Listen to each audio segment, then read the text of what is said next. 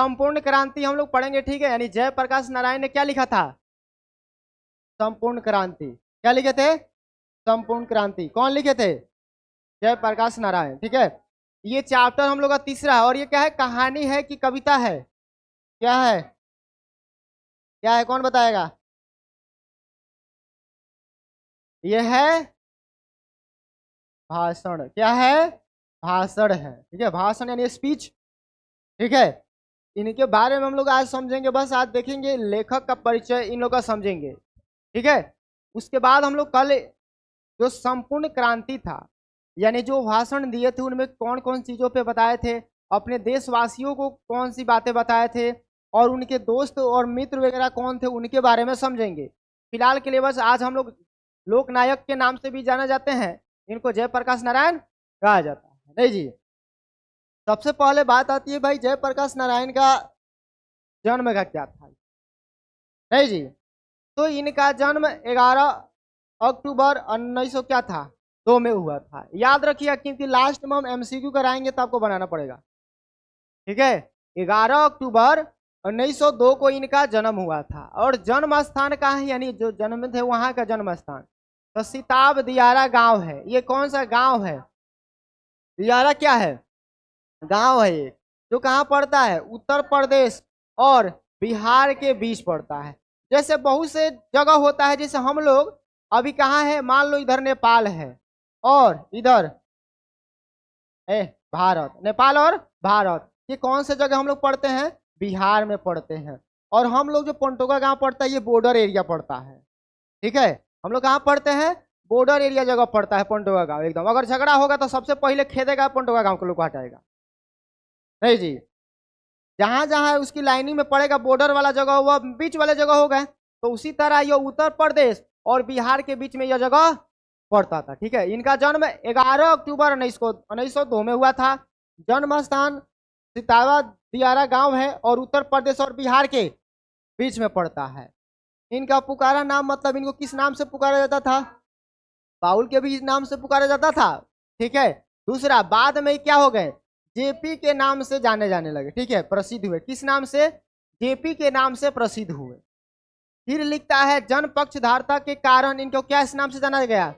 लोकनायक। यानी जब लोगों के बीच आने लगे, लोगों के बीच आने लगे और समाज सुधार कार्य करने लगे, लोगों में फेमस हो गए भाई। लोग नहीं कहता है अरे नेता बहुत अच्छा काम कर रहा, नहीं। जैसे अभी हाल ही में रतन टाटा का क्या हो गया, निधन हो गया, नहीं जी। वो भी एक अच्छा खासा बिजनेसमैन था बेचारा, नहीं जी। और भी बिजनेसमैन है लोग। लेकिन एक चीज अगर आपसे समझो, हल्ला नहीं कर। जैसे आपके घर में मान लो 3 आदमी काम करने वाले हैं, इसमें से एक आदमी भी मर जाता है ना, तो घर की स्थिति थोड़ा मोड़ा कमजोर पड़ जाती है। तो समझो उसी तरह देश में भी बिजनेसमैन का बहुत बड़ा योगदान रहता है। उसके जाने से ही नहीं जो फिर देश अच्छा खासा चलेगा, ये नहीं जो नहीं चलेगा, चलेगा, लेकिन बहुत सारे समस्याएं आते हैं, नहीं जी। ऐसे बिजनेसमैन पैदा जल्दी से होते भी नहीं है। ऐसे तो छुट्टियां मारने वाला बहुत लोग पैदा हुआ है, पता है तुमको। नाइयो काम करने वाला लोग कहता है ना, काश संडे को छुट्टी रहता। नाइयो काम करने वाला छुट्टियां खोजेगा, आ काम करने वाला कहता है छुट्टी ना रहे तो ही ठीक है, कम से कम काम ही निकलेगा। तो एक बिजनेसमैन के रूप में उनको जाना जाता था। नाम ही क्या है? रतन।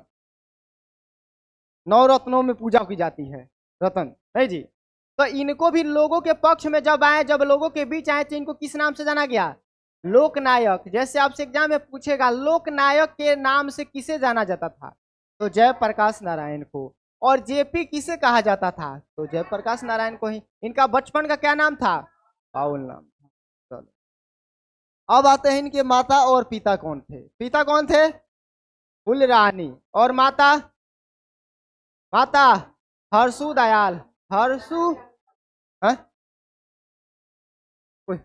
चलो मान बदल गया है, चलो ठीक है, पिता में चला गया, जेंडर से पता चल गया, चलो ठीक, कोई दिक्कत ना। एक चीज एग्जाम में ज्यादा कर, हल्ला नहीं करो। जन्म स्थान कम पूछता है, डेट ऑफ बर्थ ज्यादा पूछेगा, और उनके निधन वाला ज्यादा पूछता है, यही ना पूछता है जी। जैसे अगर कवि में आओगे तो कवि का वो कौन चीज लिखे थे उससे रिलेटेड चीज पूछता है। और लेखक में आओगे तो उनका जन्म तिथि पूछेगा, कब हुआ था, निधन कब हुआ था, ये पूछता है। तो इनके माता का नाम क्या हो जाएगा, फुलरानी। और हर्षु दयाल इनके क्या थे, पिता थे। एक मतलब जो भी महापुरुष जन्म लिए वो कहीं ना कहीं उनके माता पिता पिछले जन्म में अच्छा कर्म किए होंगे, जो उनके कोख से वैसे व्यक्ति पैदा होते हैं, जैसे भगत सिंह, नहीं जी, ये सब एक प्रकार के क्रांतिकारी योद्धा थे लोग, जो देश को आज़ादी कराने में इनका भी क्या था, बहुत बड़ा योगदान था। तो जयप्रकाश नारायण भी एक, इनका जो भाषण था बहुत अच्छा भाषण इन्होंने लिखा है, ठीक है। इनके बारे में भी अभी भी गूगल पे बहुत सारे चीज़ों पे अपवाद चलता है कि ये अंग्रेज के दलाल थे, ठीक है। ऐसे लोगों का स्टेटमेंट आता है, जैसे अभी भी लोग डॉक्टर मनमोहन सिंह को बहुत भला बुरा कहता है, ये डॉक्टर मनमोहन सिंह बहुत खराब आदमी है, इस तरह का था नेता, उस तरह का था, लेकिन रियलिटी में उसका इतिहास जानिएगा तो आपका जमीन खिसक जाए। हैं? हाँ, भारत को अगर समझो खड़ा करने का जो जितना बड़ा योगदान होता है ना, उसी का है। भले आज का युवा सब देखता है कांग्रेस में आइल बा मूर्ति खानी बोलत रहे, ओकरा पहले का इतिहास देखिए उसका। भले आज मोदी जी आके उस चीज को भले सुधार दिए कर दिए तो अलग चीज है, अब बनाए बनाए चीज के झाड़ू मार दो, चमका दो, तो लोग कहेगा आई बाल एक अहिला से रौनक छा गई। रे भाई पहले से जो मेहनत किया उसका ना देखो। तो वो भारत का स्थिति था। उसी तरह इनका भी योगदान क्या था, संपूर्ण क्रांति के भाषण के द्वारा ये बताए थे। इनकी पत्नी कौन थी, प्रभावती। यानी कहता है कि गांधीवादी मतलब क्या होता है, पता है तुमको? गांधीवादी मतलब क्या है, जो सत्य और अहिंसा का पद चुने, वो क्या होता है, गांधीवादी। यानी सीधी सी बात किया जाए तो गांधी जी के जो मार्ग पे चले वो क्या कहलाता है, गांधीवादी। जैसे राम राज्य का बात होता है, राम राज्य का बात होता है, यानी राम राज्य का मतलब, राम राज्य का मतलब जिस समय राम के समय का युग चलता था उस समय अभी भी चलना चाहिए, नहीं जी। तो राम राजा तो खत्म हो गया, रावण राज चालू हो गया है। हर जगह काट मार काट मार काट मार चल रहा है, नहीं जी। जमीनें हड़पने में लोग लगा हुआ है, एक बीता का उंगली नहीं छोड़ रहा है, जमीन घुसुक जा रहा है दीवार तो दीवार फोड़ के गिरा दे रहा है, हमारे उम्र जोड़ाई ये नहीं छोड़ेगा, नहीं जी। और इनकी पुत्री थी, तो ब्रज किशोर प्रसाद की क्या थी, पुत्री थी। इनके पिता का भी नाम पूछ सकता है एग्जाम में, आप लोग याद रखेंगे, ठीक है। अब आता है भाई शिक्षा दीक्षा के बारे में, इनको समझ लेते हैं। शिक्षा एजुकेशन क्या थी, आरंभिक शिक्षा यानी आरंभ में शिक्षा कहाँ प्राप्त किए थे। जैसे आप लोग भी बच्चा 1 से लेके 8 तक अपना घर में पढ़ लेता है, मतलब घर पे मतलब गांव में इन्हें से जाकर पढ़ के चला आएगा। और कुछ लोग बच्चे बाहर जाकर पढ़ता है, शहर से पढ़ के आता है, नहीं जी। शहर से भी पढ़ने के लिए क्या चाहिए, पैसा चाहिए। पहले नेता लोग के पास पैसा उतना नहीं था जितना वो, अब तुम लोग कहो जो गांधी जी विदेश जाकर पढ़ते थे, ये भी जाके बाहर पढ़े हुए हैं, लेकिन उन लोग के हालात क्या था जो बाहर जाकर पढ़े। आज क्या मिडिल क्लास के बच्चा लोग दिल्ली पटना ये सब जगह नहीं पढ़ रहा है जी, पढ़ रहा है कहीं ना कहीं पैसा क्या ले रहा है, ब्याज पे ले रहा है, चाहे जमीन बेच रहा है तभी जाकर पढ़ रहा है, तो वो तो पढ़ रहा है ना। तो इनका प्रारंभिक शिक्षा घर पे था, फिर कहाँ गए ये, पाटना कॉलेज में इनको क्या हुआ, नामांकन हुआ, पटना में इनको नाम एडमिशन हुआ कॉलेज में।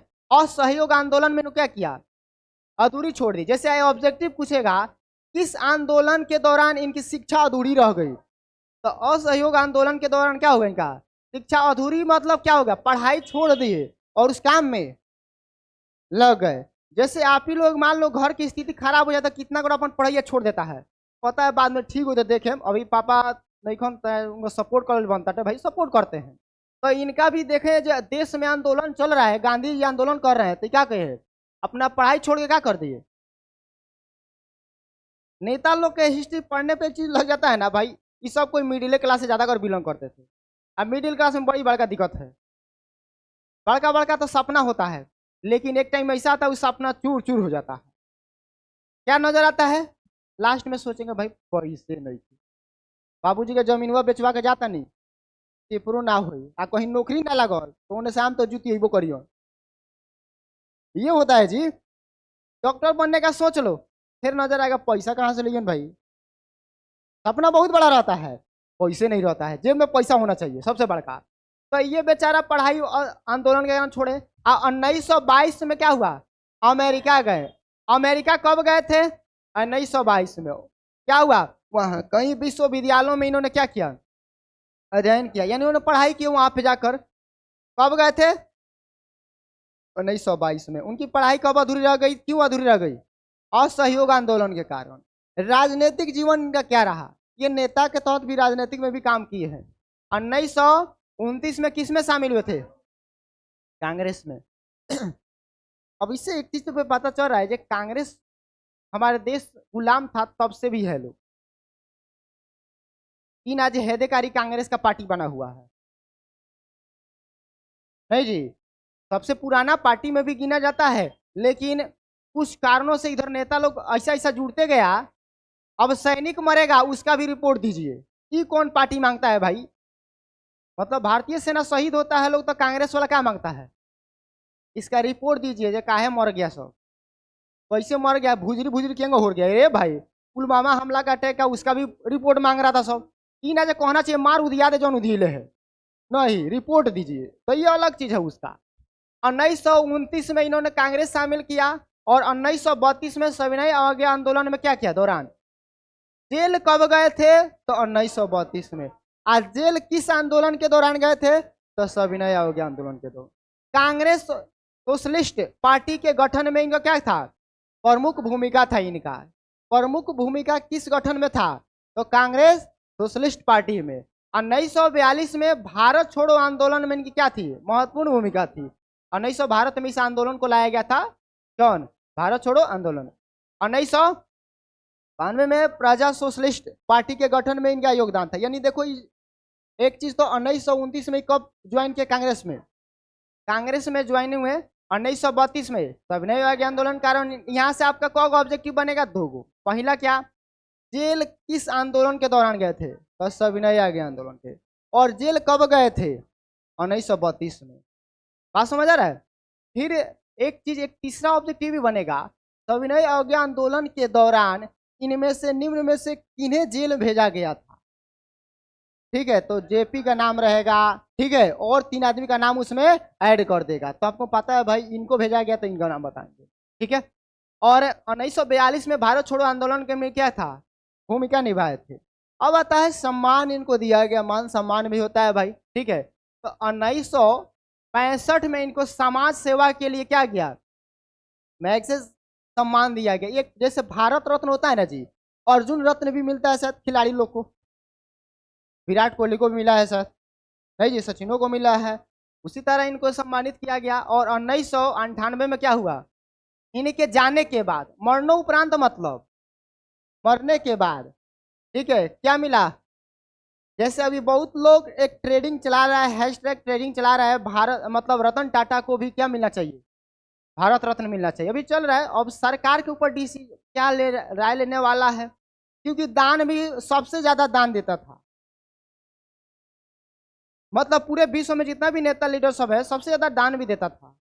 अब सरकार भारत रत्न देगा, आखिर क्या देगा उसके हाथ में है, तो इनको आपसे ऑब्जेक्टिव करेगा, भारत रत्न जेपी को कब मिला था, 1900, आइए जिंदा थे कि मर गए थे, तो मरने के बाद, यानी मरणोपरांत मतलब मरने के बाद इनको सम्मानित किया गया, ठीक है।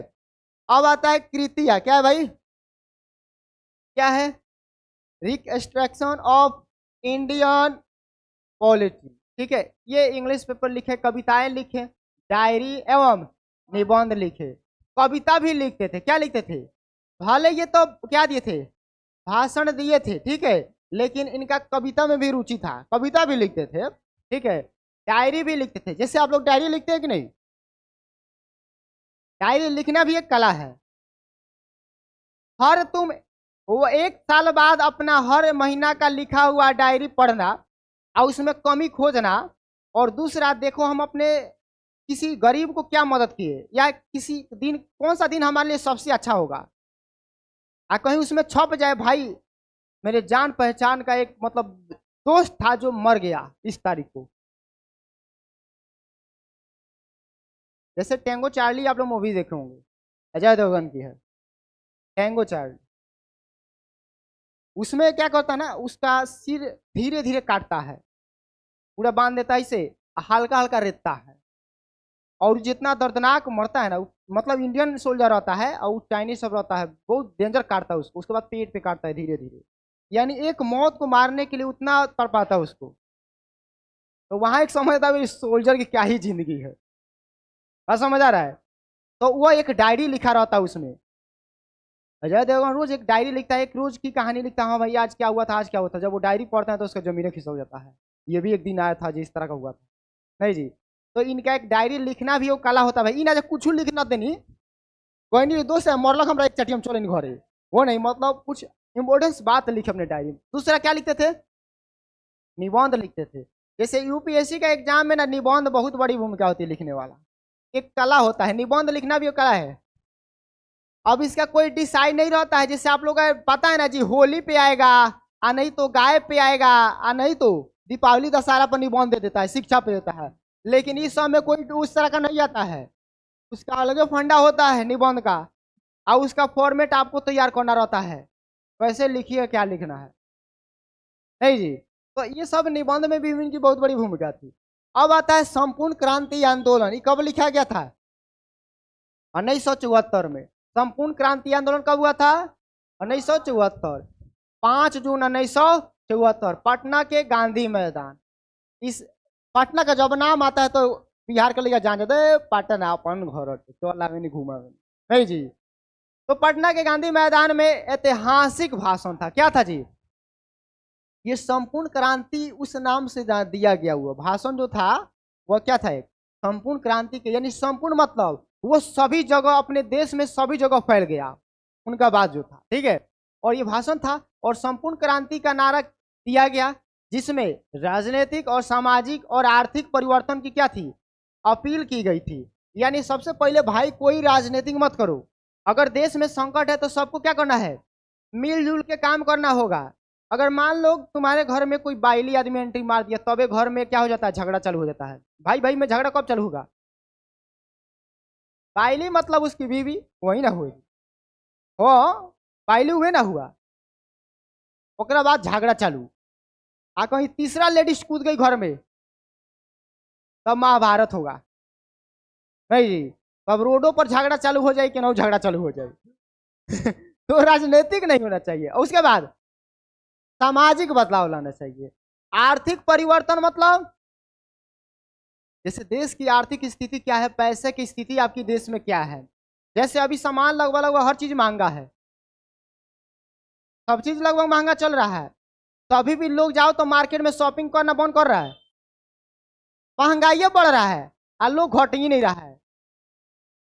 और ट्रेन के जाके रेलवे स्टेशन पे खड़ा हो जाओ, लोग कम हो रहा है जी। जब महंगाई बढ़ा तो लोग की जनसंख्या कम होना चाहिए, मार्केटिंग कम होना चाहिए। जितने महंगाई बढ़ा उतने पैसा निकल रहा है, आज सस्ताई होगा तो क्या होगा, बिकेगा कुछ।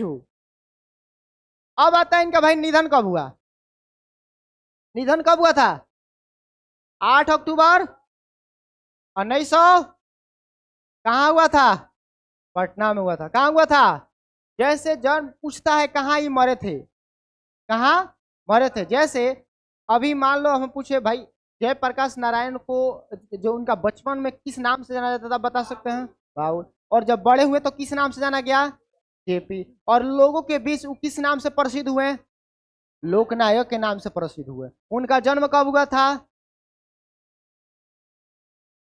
11 अक्टूबर 1902। उनके पिता का नाम हर्षुदयाल, उनके माता का नाम क्या नाम था, उनके पत्नी का नाम, उनके पत्नी के पिता का नाम किशोर प्रसाद। और उनकी जो पत्नी थी किस पद पे चलने वाली थी, किनके मार्ग पे, गांधीवादी। क्या थी, गांधीवादी। किस कारण उनको जेल भेजा गया था, गांधी मतलब जयप्रकाश नारायण को, हाँ कौन सा आंदोलन, असहयोग आंदोलन के कारण क्या हुआ था, उनकी पढ़ाई अधूरी रह गई थी। उनकी पढ़ाई कब अधूरी रही, किस आंदोलन कारण, असहयोग आंदोलन कारण। अमेरिका कब गए थे, 1922 में। किस कारण गए थे अमेरिका, यह बताए हैं, तब बोलेंगे पढ़ाई करने के लिए। अमेरिका क्यों गए थे, पढ़ाई करने के लिए, आंदोलन करने के लिए नहीं गए थे, पढ़ने के लिए गए थे। और संपूर्ण क्रांति कब लिखा गया था, कब हुआ था? 1974, 5 जून, 5 जून 1974। अरे ऑब्जेक्टिव याद रखो, आराम से पूरा ऑब्जेक्टिव बनेगा।